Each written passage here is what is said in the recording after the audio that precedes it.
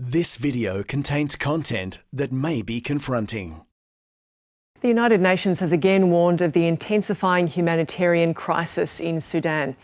More than 14 million people have been displaced since fighting broke out between the Sudanese Armed Forces and the paramilitary Rapid Support Forces in April 2023. Thousands have been killed in the 18-month civil war. The country's health system and key infrastructure has been destroyed, leaving more than 20 million people facing acute hunger. A full-scale famine has been declared in Sudan's North Darfur region, and the World Food Programme says 14 other regions remain at risk. Some of the worst flooding in decades is now affecting another 1.4 million people in the country. It's triggered a surge in malaria cases, which is overwhelming the struggling health system.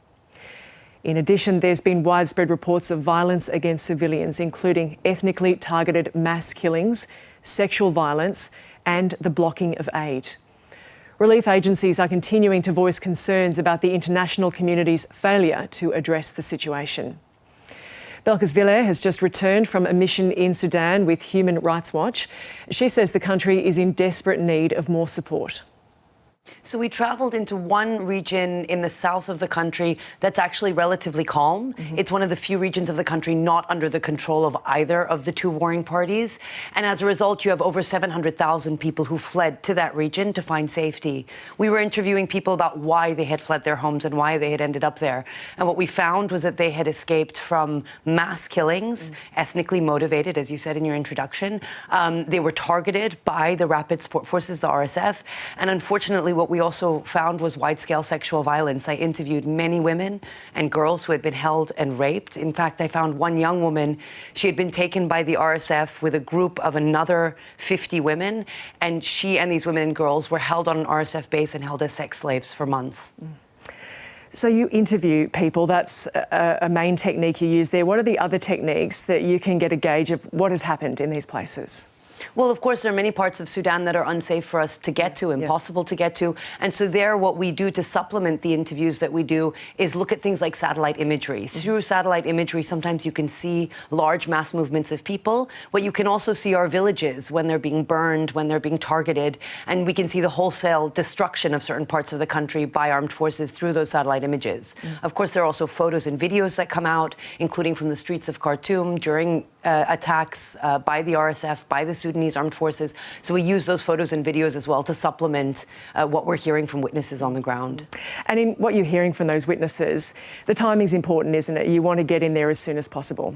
Absolutely. It's so important when you're documenting war crimes, crimes against humanity, that you preserve the evidence as quickly as possible. That's because it's sometimes hard to find people again. They move on and memories change over time. And so it's really important we get there as quickly as possible and we capture the evidence as quickly as possible. Do you try to interview the perpetrators or alleged perpetrators? We do. And not only do we try to get information from perpetrators, we present them with our findings. In any country in the world, when we are documenting abuses being perpetrated, we present our findings to the perpetrators and we demand action. We demand that these abuses stop. So how do you shine a light on these abuses? And is that what this trip to Australia is about, essentially? It's very important that world powers take note and take action when you have abuses being perpetrated, particularly at the scale that you see in Sudan. Now, it's important to note that the conflict in Sudan is not just about conflict in Sudan, but you have external powers that are actually funneling weapons and money into this conflict to fuel the violence. And one of the key countries in that regard is the United Arab Emirates. This is a country that is arming the RSF and is pouring money into the RSF. And only on Wednesday of last week, Australia signed a new joint cooperation agreement with the United Arab Emirates. These moments are opportunities for governments to push other countries on their human rights record. And indeed, we really hope Australia has pushed the UAE in the context of these negotiations on this joint cooperation agreement to make a commitment to stop arming the RSF and instead to work in a productive way towards protecting civilians in Sudan. So pressure on governments there in that example that you gave. What can attention from foreign governments, from the media, from NGOs do for a conflict such as what we're seeing in Sudan? One of the most deadly aspects of the conflict in Sudan is the famine and deaths by malnutrition. That's something I witnessed myself. I saw an 8-year-old boy die because of malnutrition while I was there. He was one of many children in this camp that were on the brink of death. And some may be surprised that despite the numbers that you gave, despite the scale of what's happening in Sudan, there is almost no humanitarian funding, international humanitarian funding going to that conflict. It's one of the lowest funded humanitarian appeals in the world. There is money going towards Ukraine and Gaza, as it should, but equally governments should be funding humanitarian support to Sudan, and that's something they're not doing, and there really are urgent consequences to that.